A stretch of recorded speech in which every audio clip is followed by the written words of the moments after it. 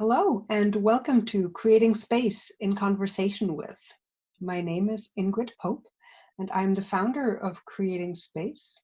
Our mission is to declutter the world of everything that gets in our way of our focus, of our effectiveness, essentially that gets in the way of us being our best selves. So today I'm delighted to be talking with Shalini Sequeira, who is a coach and a facilitator and also a lawyer.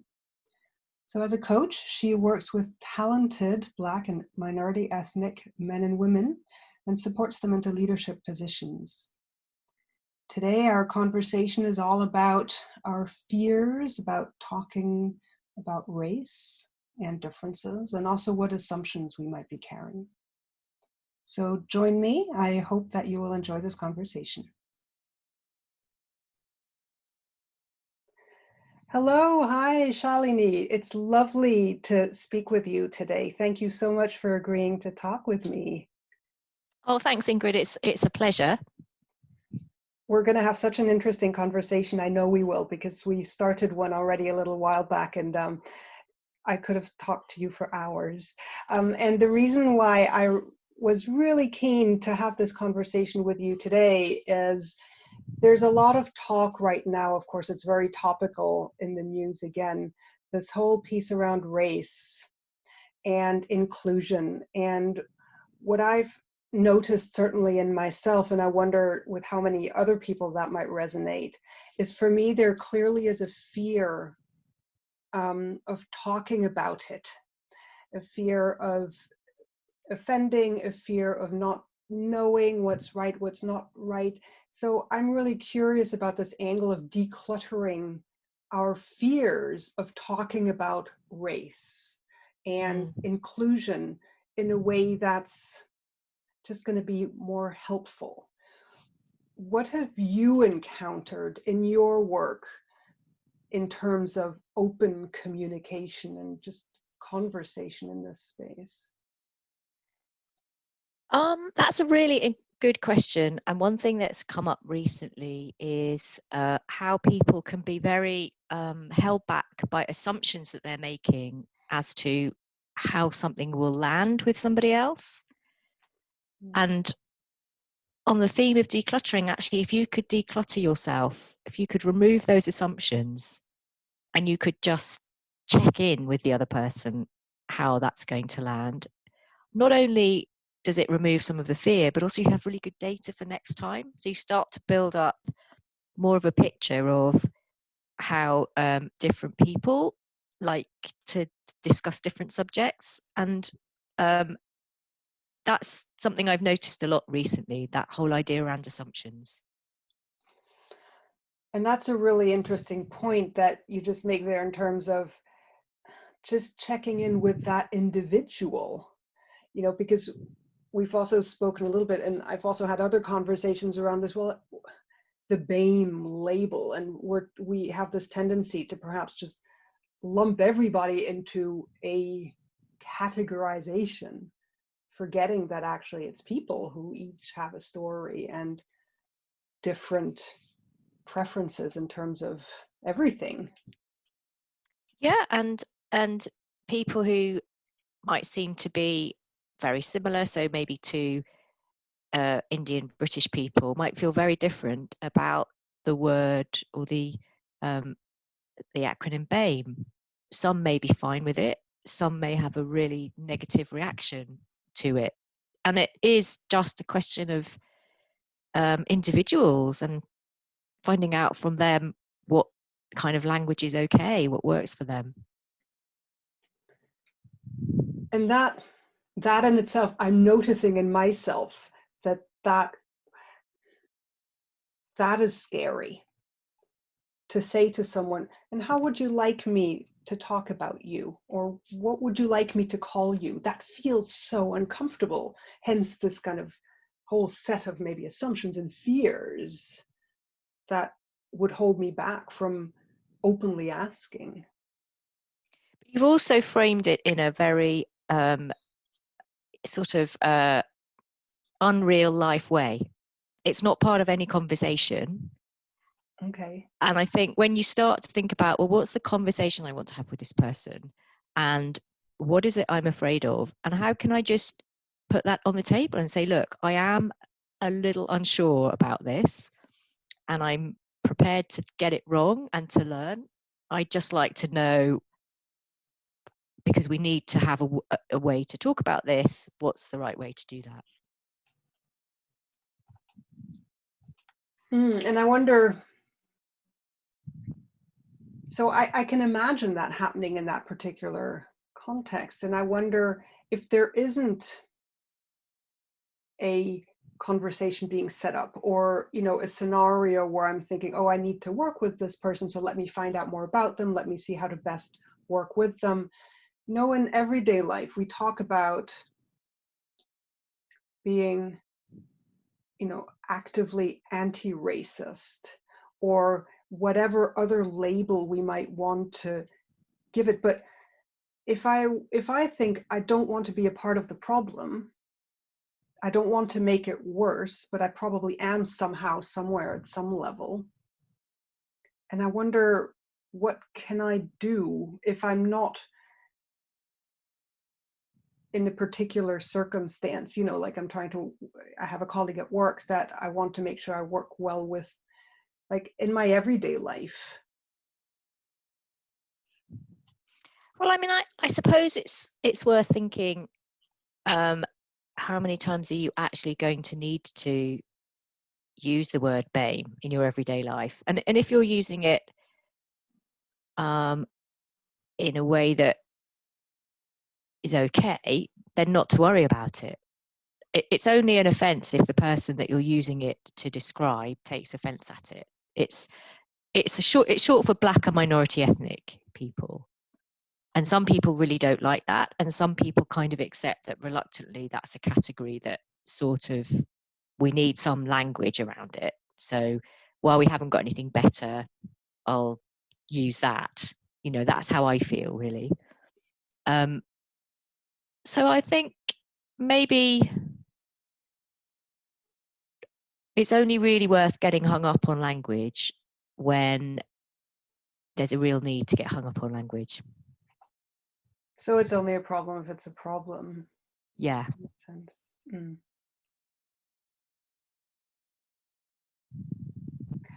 And so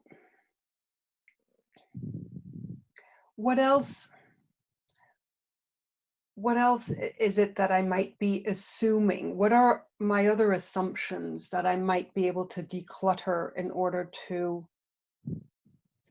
be a person who doesn't make the situation worse, or who doesn't necessarily feel that the status quo is okay, but who hasn't necessarily got, the time or energy or whatever to really actively get heavily involved in a movement? Well, one thing I've heard a lot from different friends lately is the idea of people educating themselves. So there are some really great TED Talks, which, as you know, are only about 18 minutes, 10 to 18 minutes long. There's some great stuff on LinkedIn at the moment. There are some great articles and books, podcasts. So for whatever length of time you have available, if you want to educate yourself, there's something to read. And reading certainly opens your mind up to other people's experience and perspectives, and helps to remove some of the barriers, I think, and helps people to see other people as human beings who have had certain things in their life, just like you're a human being who's had certain things in your life. And the more we can just see people as human beings, and not only see the things that make us feel fearful, the easier it is to have conversations where we can both share something about ourselves and feel that we're meeting on common ground. So I think education is something people can easily do if they're interested.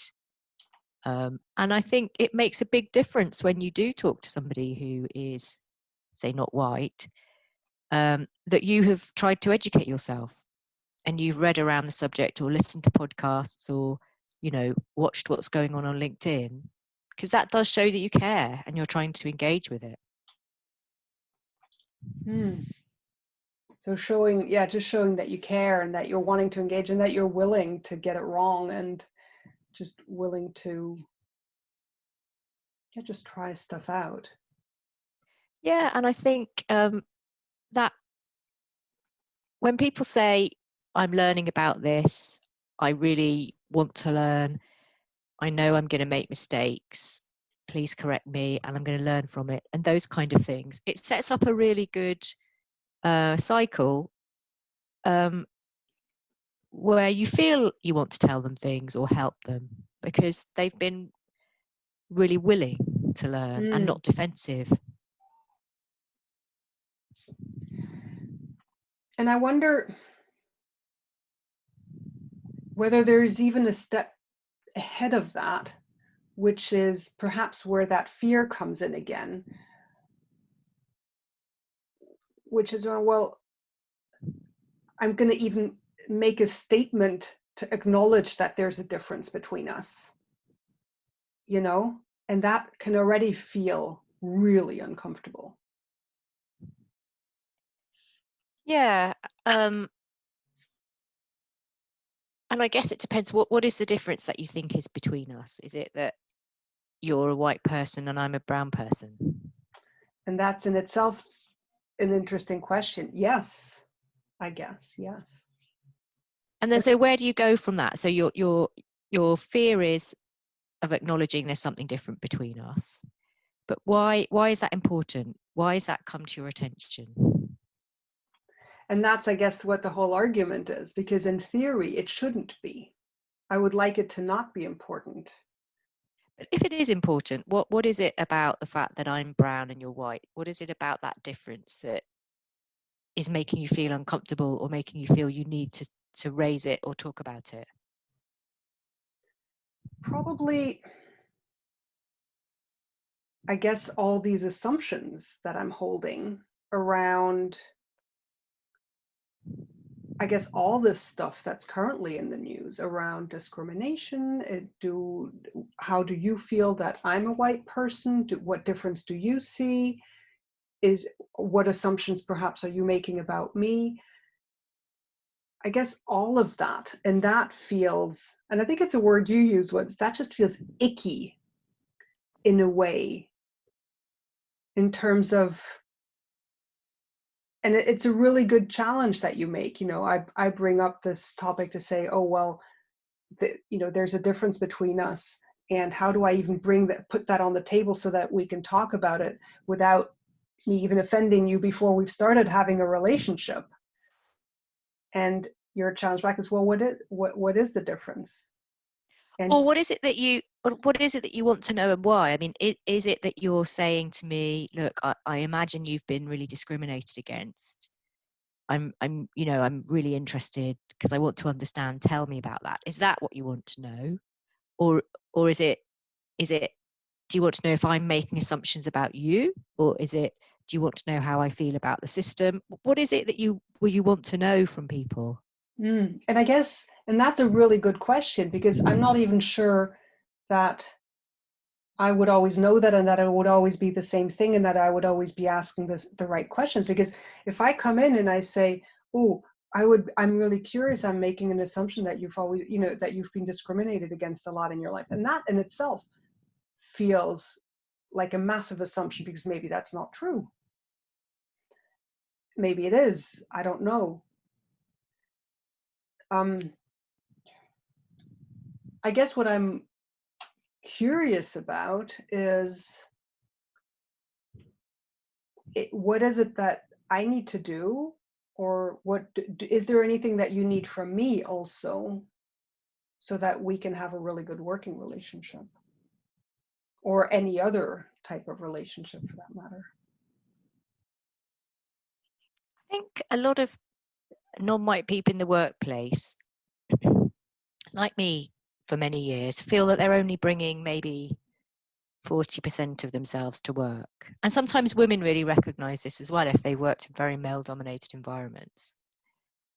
And so the question for me is, how can you encourage the person in front of you to bring much more of themselves at work to work? And I think the answer is that everyone shares about themselves. And so it's not just white people sharing about themselves and expecting the brown people to basically fit in with the white people and talk about skiing and talk about football and talk about all those other subjects, but actually being curious about their lives as well, in a way where everyone's sharing about their lives. And you can only really ask people, for example, how do you feel about Black Lives Matter, if you've shared something important about yourself, maybe at another time.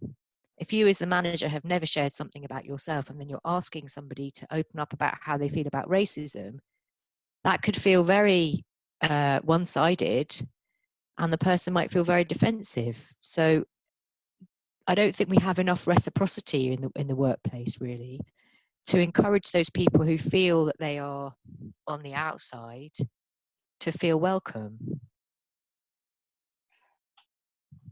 And that's a really great analogy, this piece around, well, what is it like even to be a woman in the workplace in a very male-dominated environment? And I can completely relate to that, and conversations about football. Now, I know that many women are very much into football, but I'm not. And this piece that you talk about, this reciprocity, I feel like trust is what I'm also holding in my head. You know, how do you build just simply that relationship of trust? Yeah, where you're dealing with somebody who may have a very different life to you, and you may not have any natural, or as you see it, you may not have many natural things in common. I mean, you probably have loads of things in common, but you may be thinking, I have nothing in common with this person because they're an Indian and they come from an extended family and they were brought up in Delhi, or, you know, and all of these things start to make you feel you don't have much in common with them. Then it's really hard to create any trust. In a way, that's just down to good leadership, right? It's down to good, nuanced leadership from people who have an EQ.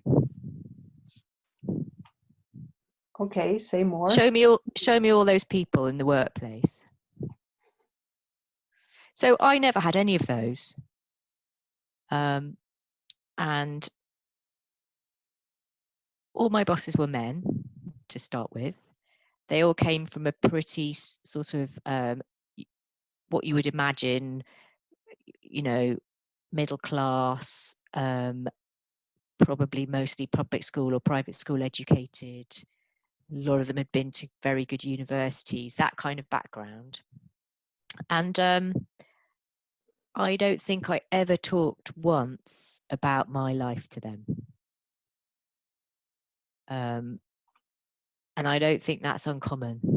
And it applies to men and women, men leading women, and it applies even more to men leading non-white women.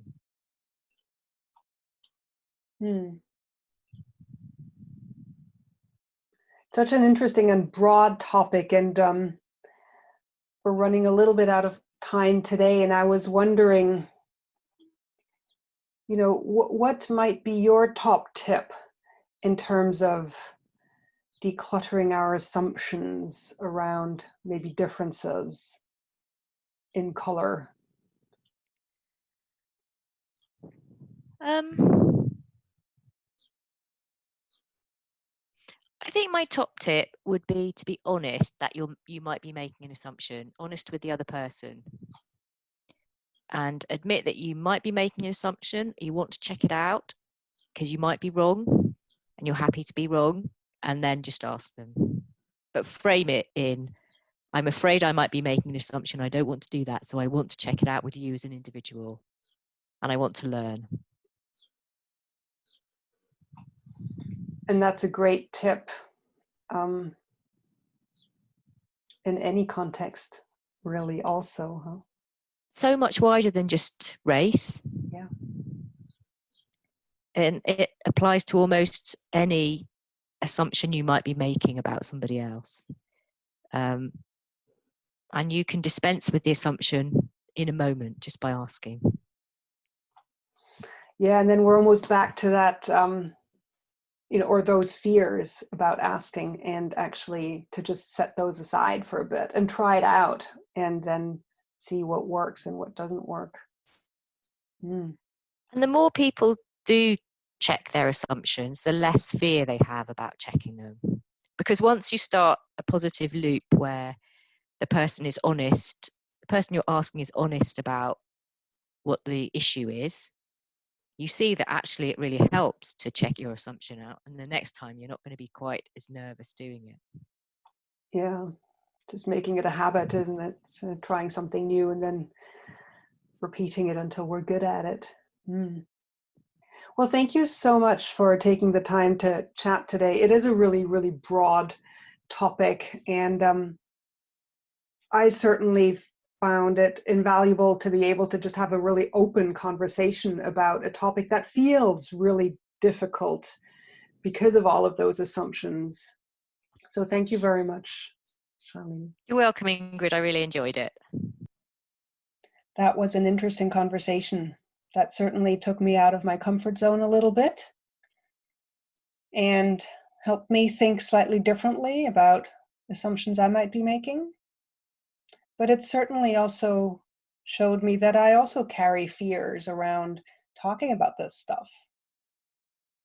So how do we declutter our assumptions? How do we go beyond that and actually just relate with other human beings, regardless of their color, in all the different ways that they want to be related with? Because every single one of us is different, regardless of the color of our skin. So what assumptions might you be making? How could you test those out whenever you are in a situation where you're a little bit unsure?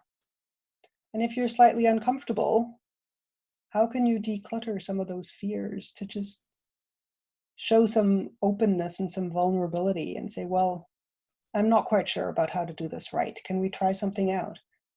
Or by asking, don't quite know how to do this. Can you help me? Show me. I hope that you enjoyed today's conversation and that you will join me again for more talk about creating space.